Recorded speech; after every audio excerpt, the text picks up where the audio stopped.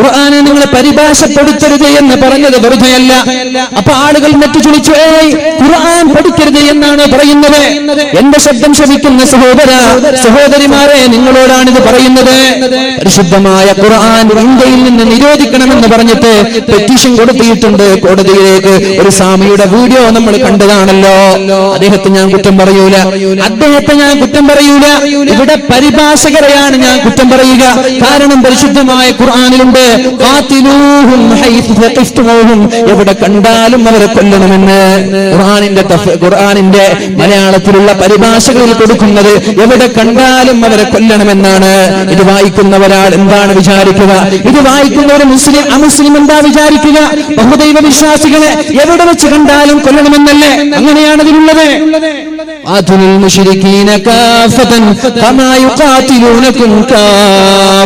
നിങ്ങളെ കൊല്ലുന്നത് പോലെ നിങ്ങൾ അവരെയും കൊല്ലണമെന്ന് ഖുർആനിലുണ്ട്. അതിന്റെ അർത്ഥം മലയാള പരിഭാഷ വാങ്ങി വായിക്കുന്ന ആളുകൾക്ക് മനസ്സിലാകുന്നത് ഖുർആൻ ഒരു ഭീകരവാദത്തിന്റെ വർഗീയവാദത്തിന്റെ ഗ്രന്ഥമാണെന്നാണ്. മുസ്ലിമീങ്ങളായ ആളുകളെ, ബഹുദൈവ വിശ്വാസികളെ വധിക്കണമെന്ന് ഒരുപാട് സ്ഥലങ്ങളിൽ ഖുർആൻ പറയുന്നുണ്ട്. പക്ഷെ അതിന്റെ ഭാഷാർത്ഥമാണത്. ഇതുകൊണ്ടാണ് മഹാനായ ശംസുൽ ഉലമയെ പോലെയുള്ള ആളുകൾ നിങ്ങൾ ഖുർആൻ തഫ്സീർ ചെയ്യരുത്, മലയാളത്തിലേക്ക് പരിഭാഷ നടത്തരുത് എന്ന് പറഞ്ഞത്. എന്തേ കാരണം? അതിനുള്ള സാഹചര്യം അതിൽ രേഖപ്പെടുത്തുന്നില്ലല്ലോ. എവിടെ കണ്ടാലും അവരെ കൊല്ലണമെന്ന് പറയുന്ന രംഗത്തിൽ എന്താ സാഹചര്യത്തിലാണ് ആയത്തിറങ്ങിയത്? അത് പറഞ്ഞാലല്ലേ ആരെ കുറിച്ചാണ് ആയത്തിറങ്ങിയതെന്ന് മനസ്സിലാവുള്ളൂ. മനസ്സിലാക്കണം. നിങ്ങളത് തിരിച്ചറിയുന്നുണ്ടോ എന്ന് എനിക്കറിയില്ല. ബഹുദൈവ വിശ്വാസികളായ ആളുകളെ എവിടെ കണ്ടാലും കൊല ചെയ്യപ്പെടണമെന്ന ഖുർആനിന്റെ ആയത്ത്, അവിടെ അർത്ഥം അതേപോലെ മലയാളത്തിൽ പരിഭാഷപ്പെടുത്തിയാൽ ഇത് വായിക്കുന്ന അമുസ്ലിമീങ്ങൾ പേടിച്ചു പോകൂലേ? സത്യത്തിൽ അങ്ങനെയാണോ പറഞ്ഞത്? അമുസ്ലിമീങ്ങളെ വധിക്കാനാണോ പറഞ്ഞതല്ല. പിന്നെ അത് മനസ്സിലാവണമെങ്കിൽ മഹാന്മാരായ മുഫസ്സിരീങ്ങളുടെ തഫ്സീർ വായിക്കേണ്ടതുണ്ട്. മഹാനായ ഇബ്നു അബ്ബാസ് റളിയല്ലാഹു അൻഹുവിന്റെ, ഇബ്നു കസീർ റളിയല്ലാഹു അൻഹുവിന്റെ, ജലാലൈനി പോലെ, സുയൂത്തി ഇമാമിനെ പോലെയുള്ള മഹാന്മാരായ പണ്ഡിതന്മാരുടെ തഫ്സീർ വായിക്കുമ്പോഴാണ് ഏത് സാഹചര്യത്തിലാണ് അല്ലാഹു ഇങ്ങനെ പറഞ്ഞത്, ഇത് ആരെ കുറിച്ചാണ് പറഞ്ഞതെന്നറിയോ? എന്റെ ശബ്ദം ശ്രവിക്കുന്ന ഏതെങ്കിലും മുസ്ലിം സഹോദരങ്ങൾ ഉണ്ടെങ്കിൽ നിങ്ങളോടാണ് ഇത് ഞാൻ പറയുന്നത്. പരിശുദ്ധമായ ഖുർആനിൽ മുസ്ലിമീങ്ങളെ വെട്ടിക്കൊല്ലാൻ എവിടെയും പറയുന്നില്ല. അപ്പൊ നിങ്ങൾ ചോദിക്കും, അതിലുള്ള ആശയങ്ങൾ എന്താണ്? പിന്നെ അതിലുള്ള വാക്കുകൾ എന്താണ്? അത് ആരെ കുറിച്ചാണെന്ന് മനസ്സിലാക്കണം. 13 വർഷക്കാലം 40 വയസ്സ് മുതൽ 53 വയസ്സ് വരെ മക്ക മണലാരണ്യത്തിൽ ജനിച്ച നാടിൽ പരിശുദ്ധമായ ദീനിന്റെ ദഅവത്ത് നടത്തിയപ്പോ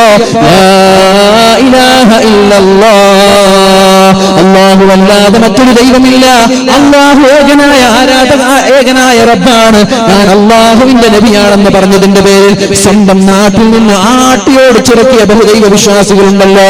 ലാ ഇലാഹ ഇല്ലല്ലാഹ് പറഞ്ഞതിന്റെ പേരിലാണ് മഹദിയായ സുമയ്യ ബീവി റളിയല്ലാഹു അൻഹയുടെ നാളങ്ങളിലേക്ക് ഇരുമ്പിന്റെ ദണ്ടുകൾ കുത്തിക്കയറ്റിയിട്ട് വളരെ ക്രൂരമായി കൊല ചെയ്തത്. ലാ ഇലാഹ ഇല്ലല്ലാഹ് പറഞ്ഞതിന്റെ പേരിലാണ് മഹാനായ ബിലാൽ ഇബ്നു റബാഹ റളിയല്ലാഹു അൻഹുവിനെ ചുട്ടുപഴുത്ത മണലാരണ്യത്തിലൂടെ വലിച്ചു കൊണ്ടുപോയത്. നഗ്നനായി വലിച്ചു കൊണ്ടുപോയി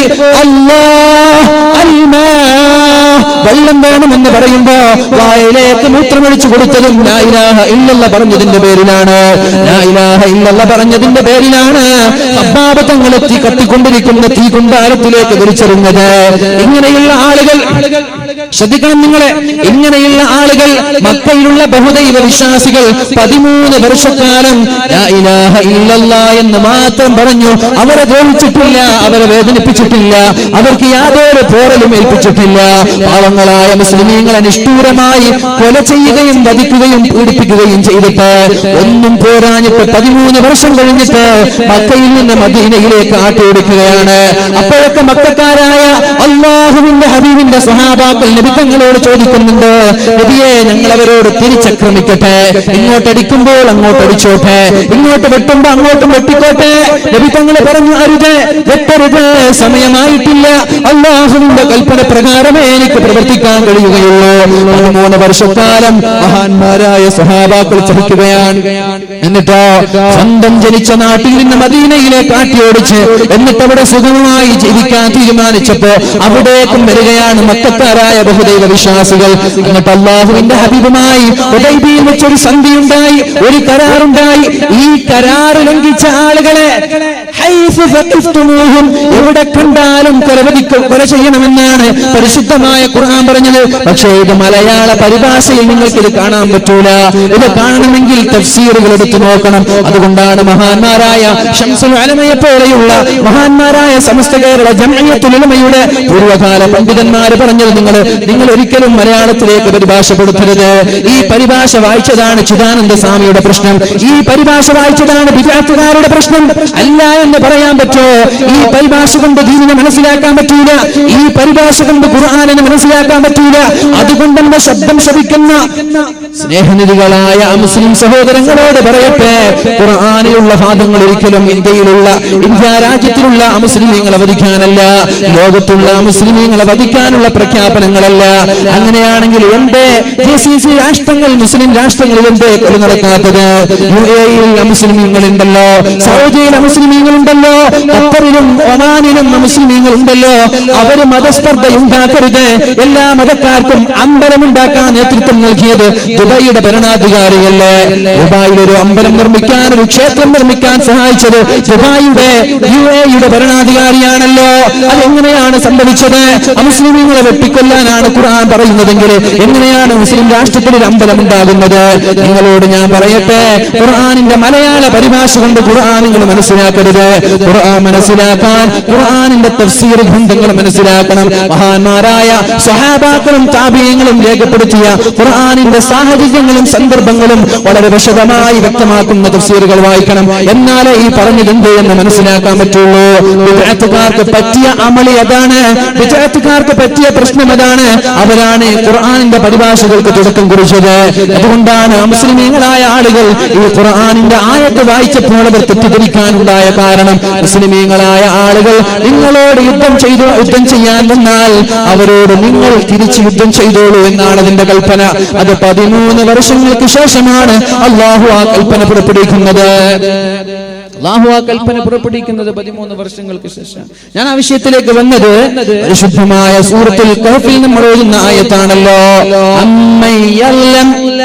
ആരാണ് ഏറ്റവും വലിയ അക്രമൻ?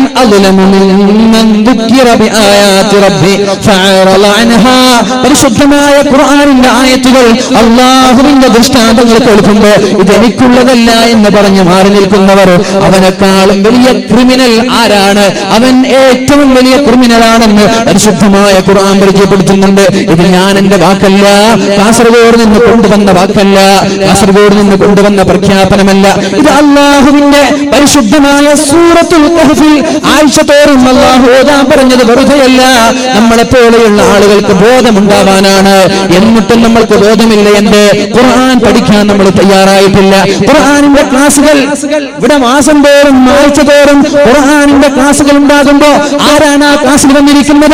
ആർക്കാണ് ആ ക്ലാസ്സിനോട് താല്പര്യം? അല്പം ചില ഉമ്മമാർ, ഇരിക്കാൻ കിടക്കുന്ന അല്പം ചില വയസ്സന്മാർ. ചെറുപ്പക്കാരാ, നിങ്ങൾക്കിത് പഠിക്കേണ്ടേ? എന്റെ സഹോദര ചെറുപ്പക്കാരികളെ, നിങ്ങൾക്കിത് പഠിക്കേണ്ടേ? ഇത് പഠിക്കാത്തത് കൊണ്ടാണ്, പരിശുദ്ധമായ ഖുർആനിന്റെ അർത്ഥതലങ്ങളിലേക്ക് ഇറങ്ങാത്തത് കൊണ്ടാണ് ഈ കാണുന്ന ആഭാസങ്ങൾ നാട്ടിൽ വർദ്ധിച്ചുകൊണ്ടിരിക്കുന്നത്. അതുകൊണ്ട് ഇനിയുള്ള സമയം ഖുർആൻ പഠിക്കാനാവട്ടെ, ഖുർആൻ പഠിക്കാൻ സമയം കണ്ടെത്തണം. ഇത് പഠിച്ചാൽ മാത്രം മതിയോ? തജ്വീദിന്റെ നിയമപ്രകാരം ഓതണ്ടേ? യാസീൻ യാസീൻ വൽ ഖുർആനിൽ ഹകീം ഇന്നക ലമിനൽ മുർസലീൻ അലാ സിറാത്തിൻ മുസ്തഖീം. പരിശുദ്ധമായ ഖുർആൻ എങ്ങനെ വേണമെങ്കിലും ഒരാൾക്ക് ഓതാലോ. ചില ആളുകൾ ഓതുന്നത് യാസീൻ വൽ ഖുർആനിൽ ഹകീം ഇന്നക ലമിനൽ മുർസലീൻ, ഇത് കഴിഞ്ഞിട്ട് 100 ഇസ്തിഗ്ഫാർ. പഠിച്ചോനെ എന്റെ യാസീൻ തെറ്റിപ്പോയി, അസ്തഗ്ഫിറുല്ലാഹ്.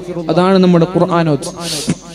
ഖുർആനോദിട്ട് ഇസ്തിഗ്ഫാർ ചൊല്ലേണ്ട അവസ്ഥയാണ് ഇന്നത്തെ ഖുർആനോത്ത് ഭൂരിഭാഗവും. അതാണ്, അതുകൊണ്ടാണ് ആ ഒരു എഫക്ട് നമ്മുടെ ജീവിതത്തിൽ കാണാത്തത്. അള്ളാഹു പറഞ്ഞത് എന്താ?